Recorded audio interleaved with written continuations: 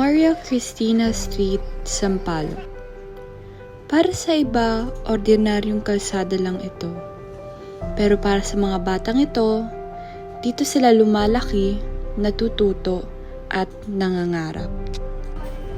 Sa mga larong ito, simple, wala sa kung anong meron sila.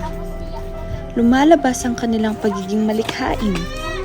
Wala man silang masyado, natututunan nilang maging masaya. Akala ko dati, pupunta lang ako para magdokumento. Pero natagpuan ko ang mas malalim na kwento. Kasiyahan sa kabila ng pagsubok at pag-asa sa gitna ng kahirapan. Anong pangalan nyo? Coco, Peter, Liam, Anong gusto nyo paglaki? Police, Crack, Attorney. Bakit? Gusto namin po. O, siya na muna. Gusto namin po. May goal ba kayo? Ikaw, Coco, bakit gusto mo maging pulis? Gusto ko po ulit yung mga kanina.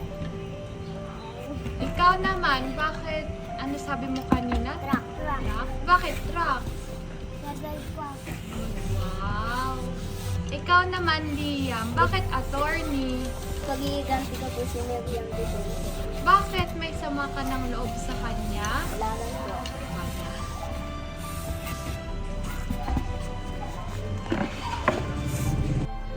Malalaki ang kanilang pangarap, pero araw-araw, bumabalik sila sa ganitong realidad.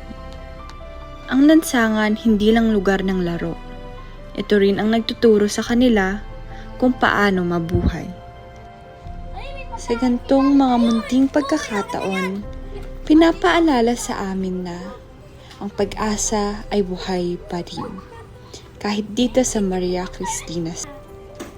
Tinuturuan nila tayong ang tibay ay hindi lang tungkol sa pagharap sa hirap, kundi sa pagtuklas ng saya sa pinakapayak na paraan.